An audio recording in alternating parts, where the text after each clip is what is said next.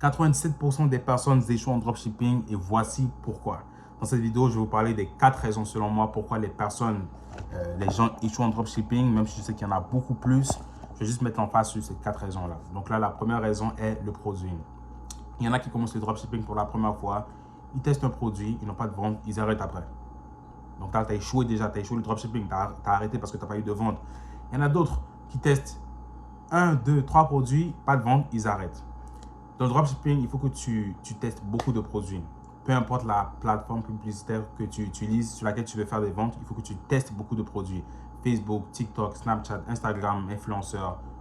Peu importe, tu dois juste tester, jusqu'à ce que tu tombes sur un bon produit et que tu fasses des ventes. C'est ça la clé au fait avec le dropshipping.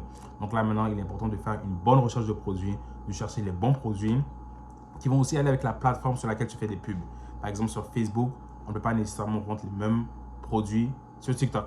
Vous voyez, donc là, il est important de faire de bonnes recherches, d'utiliser aussi les bons outils pour pouvoir faire les recherches et de ne pas chercher de la merde, quoi, tu vois, et de tester les bons produits. Si tu testes un bon produit, si tu fais une bonne recherche, le tout sera facilité après parce que les ventes vont venir après, si tu as un bon produit. Donc ça, c'est le point numéro 1. Ceux qui échouent dans le dropshipping ne font pas une bonne recherche de produits, ils n'ont pas de bons produits. Le deuxième point serait le site internet. Il y en a qui créent leur site internet pour la première fois et ils croient que c'est le meilleur site au monde. C'est le site le plus beau au monde. Moi, si je croyais ça quand j'ai commencé le dropshipping, je créais mes sites et puis pour moi, ils étaient beaux. Pour moi, ils étaient vraiment beaux, ils étaient optimisables et je pouvais vendre avec. Mais non, maintenant que j'y pense, maintenant que je les revois parce qu'il y a des sites que j'avais fait dans mes débuts au dropshipping que j'ai encore les photos sur mon téléphone. Ils étaient dégueulasses. Ils étaient même pas... Même moi, je n'aurais pas acheté sur un site comme ça. Ils étaient dégueulasses. Donc là, il y en a qui créent leur site pour la première fois et ils ont l'impression que c'est le plus beau site au monde. Ils ont l'impression que c'est le site avec lequel ils vont faire des dizaines de milliers de dollars. Mais non, ton site, il n'est pas beau. Il est dégueulasse. Il est exécrable. Il me donne mal aux yeux. Juste, fais un beau site. Optimise ton site. Et aussi, tu n'as pas besoin de mettre des millions et des millions d'applications sur ton site internet. Il y en a qui font ça quand ils commencent. Mais moi, je faisais ça. Ils croient qu'en mettant beaucoup d'applications sur le site, ça va l'améliorer, ça va le rendre plus beau.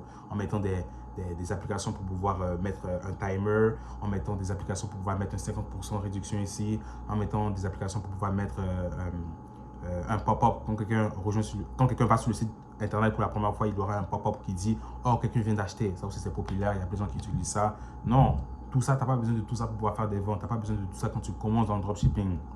Quand tu commences, il faut que tu ailles simple. Il faut que tu ailles simple. Moi, je vais toujours simple. Mes sites internet, je les fais toujours simple. Et puis là, au moment où tu vas commencer à ajouter des applications, à ajouter les pop-up, à ajouter tout ça, toutes ces applications-là, c'est quand tu commences à faire des ventes et que tu commences à voir que le produit fonctionne. Donc là, OK, il faut que je commence à optimiser mon site. Mais quand tu commences, tu n'as pas besoin de tout ça. Tu n'as pas besoin de te casser la tête. Tu n'as pas besoin d'aller dans le Shopify Store et d'installer toutes les applications du store sur ta boutique pour le rendre meilleur ou bien quoi. Non, tu dois y aller simple. Il y en a plein qui font des sites qui ont l'impression que leur site est beau, mais il n'est pas beau. Ton site n'est pas beau. Il y a quelques heures, quelqu'un m'a envoyé son site là, sur Instagram. Et puis là, maintenant, il m'a dit, regarde mon site, s'il te plaît, est-ce que tu peux me dire si c'est beau? Je suis allé sur son site était dégueulasse, wesh.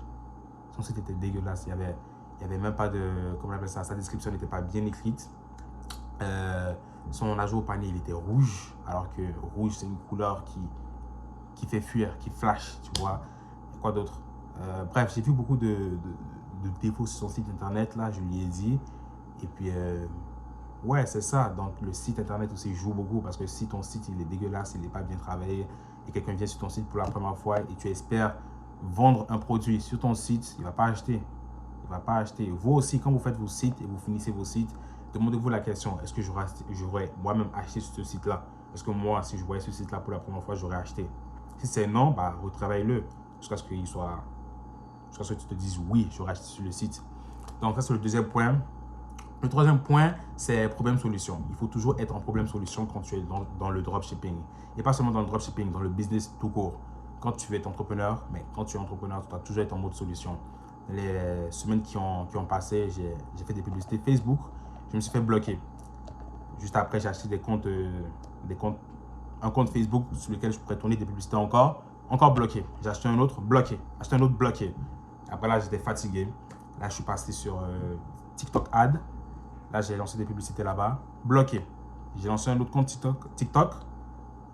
pouvoir lancer des publicités là-bas avec un produit que j'avais. Bloqué encore. Là, je suis passé sur Snapchat Ads. Et puis là, maintenant, j'ai réussi à tourner là-bas. J'ai réussi à faire quelques ventes sur Snapchat Ads. Mais ce n'est pas aller plus loin. Et ce n'était pas un souci de blocage. C'était un autre souci là, mais je ne vous ai pas mis détaillé. Mais ouais, tu dois toujours être en mode solution. Je sais qu'il y en a, lorsqu'ils auraient mangé leur premier blocage sur Facebook, comme moi par exemple, ils auraient arrêté après. Ils auraient été comme, ouais, qu'est-ce que je fais après? Je ne sais pas quoi faire. Je me suis fait bloquer par Facebook. Je n'ai plus de solution. Je suis bloqué. Je ne sais pas quoi faire. Moi, j'étais en mode solution, problème-solution direct. Je me suis fait bloquer. Le lendemain, j'avais un compte Facebook, frère. J'ai acheté un compte directement. Et là, j'ai commencé à tourner. Boum. Quelques jours plus tard, il s'est fait bloquer. J'ai acheté un autre. Boum, boum, boum, bloqué. Boum, boum, boum, boum, bloqué. Direct. Tu dois toujours être en mode problème-solution. Si tu as un problème, trouve toujours la solution. S'il y a un problème, ça veut dire qu'il y a toujours une solution derrière. Ce n'est pas la finalité. Ne te dis pas que, oh, j'ai un problème, je ne sais pas comment le résoudre, je cherche la solution, je vais sur Internet, je cherche la solution, je ne la trouve pas. Non. S'il y a un problème, c'est sûr qu'il y a la solution. Donc, sois toujours en mode problème-solution. OK? Et le dernier point est pourquoi les gens, 97% des personnes échouent en dropshipping, c'est parce qu'il y en a plein qui ne sont pas patients. Ils veulent les résultats rapidement. Je sais qu'en voyant les résultats sur Instagram, sur Snapchat, sur TikTok, des personnes qui font des chiffres en dropshipping, ça fait rêver, ça te fait rêver. Et puis quand tu n'as pas ces résultats-là rapidement, tu te décourages vite. Et si tu te décourages, qu'est-ce qui suit après? Ben, tu arrêtes. Et puis si tu arrêtes, ben, tu fais partie des 97% des personnes qui ont échoué le dropshipping. Donc, le dernier point selon moi est d'être patient. Il faut vraiment être patient, avoir de la patience. Et puis ça touche à tous les points que j'ai énumérés dans cette vidéo. Le produit, sois patient. Teste beaucoup de produits. Même s'ils ne sont pas gagnants, teste. Tu vas tomber sur le bon produit à l'avenir. Sois patient. Ensuite de ça, c'était quoi déjà? Le site. Ouais, quand tu commences en dropshipping, tu n'as pas un beau site. Tu n'auras pas un beau site quand tu vas commencer, c'est sûr. Quand on commence quelque chose, ce n'est jamais parfait au début. Donc là, commence. Et puis, si ton site n'est pas beau, sois patient. Tu vas apprendre au fur et à mesure. Tu vas continuer à créer des sites. Sois patient. Et puis, le dernier point est, sois toujours en mode problème-solution. Encore quoi? Ben, encore là, sois patient. Vous voyez? Donc là, la patience est vraiment important dans tout ce qu'on fait.